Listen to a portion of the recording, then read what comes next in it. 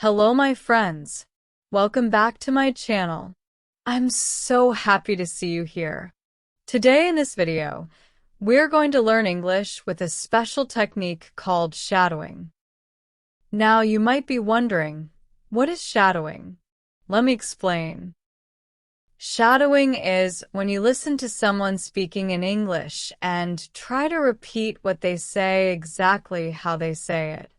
It helps you improve your pronunciation, intonation, and even your listening skills. It's like being a shadow, following every move. Here's how you can use this video to practice. First, listen to me as I read a story. All the words will appear on the screen so you can follow along. Then, try repeating after me, copying my tone and rhythm. It's okay if you don't get it perfect the first time. Practice makes progress. Before we begin, I want to tell you why I chose this story. It's something I heard recently, and I thought it would be perfect to share with you because it's both interesting and useful. Alright, today's story is called The Last Letter from Mom. Let's begin. My name is Amira. I'm 27 years old, and I live in Casablanca, Morocco. 3 months ago, I received a letter in the mail with no return address. Just my name, in handwriting I hadn't seen in over 10 years. It was my mother's. She passed away when I was 16. Cancer. Fast. Unexpected.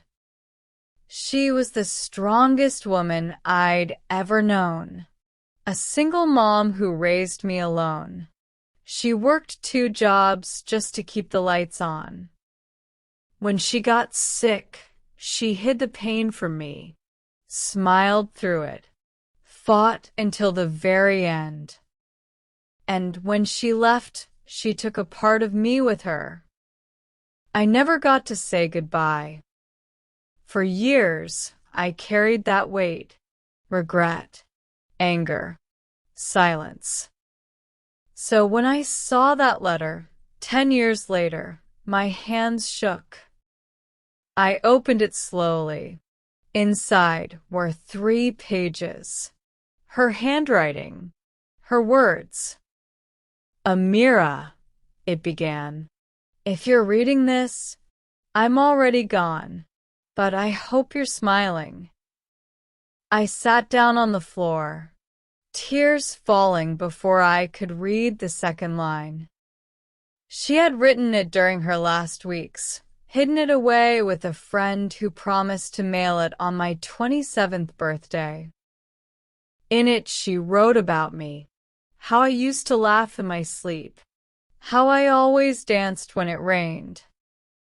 She told me she was sorry for leaving too soon, that it wasn't my fault, that I should never feel guilty for living or loving or laughing without her. She said, life is not measured by how long we live, but how deeply we love. She ended the letter with one request. Don't close your heart, no matter how much it hurts. Keep it open. Keep it soft.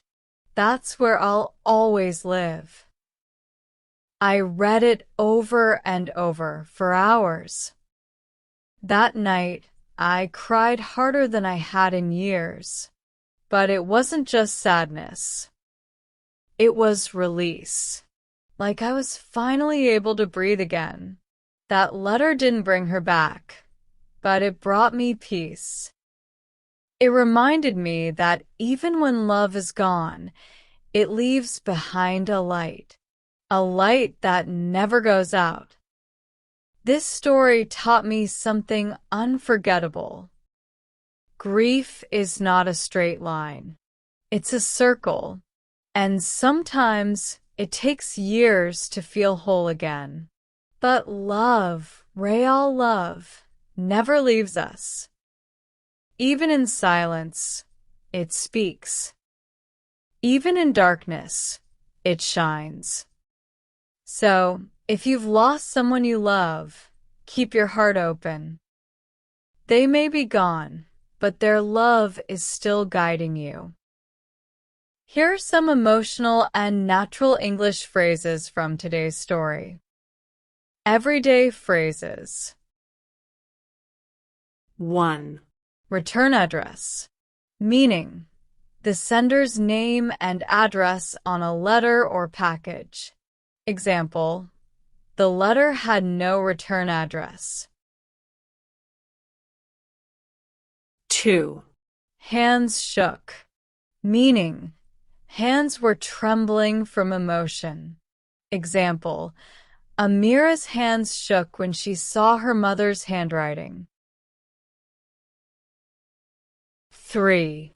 Tears falling. Meaning, crying. Example, she sat on the floor with tears falling from her eyes. 4. Breathe again. Meaning, feel free or emotionally released. Example, after reading the letter, Amira felt like she could breathe again. 5. Love never leaves us. Meaning, love from someone we lost still stays in our heart. Example, Amira realized that love never truly leaves us. Vocabulary. 1. Grief. Meaning, deep sadness after losing someone. Example, grief is not a straight line. 2. Regret. Meaning, a sad feeling for something you wish had been different. Example, Amira carried regret for years after her mother's death. 3. Guilty. Meaning, feeling bad for something. Example, her mom told her not to feel guilty for living. 4. Silence. Meaning, a lack of sound or communication. Example, even in silence, love can speak. 5. Release. Meaning, letting go of strong emotions. Example, that night, she cried and felt a deep emotional release. Practice time. Repeat after me. Return address. Return address. My hands shook. My hands shook. Tears falling. Tears falling. Breathe again. Breathe again. Love never leaves us. Love never leaves us. Grief. Grief. Regret.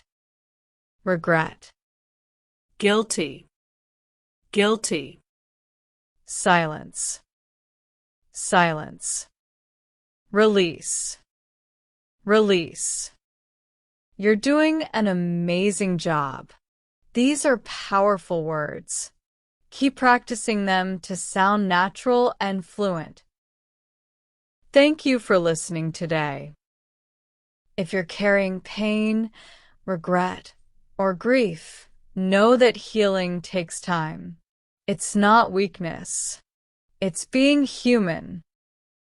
Amira never thought she'd hear from her mother again, but a letter, sent years ago, gave her the goodbye she always needed. And maybe this story is your letter, your reminder that you're not alone, that love lasts longer than life. If this story touched your heart, please share it with someone who needs hope and healing. This is Learn English Naturally. And until next time, keep speaking, keep feeling, and never stop learning.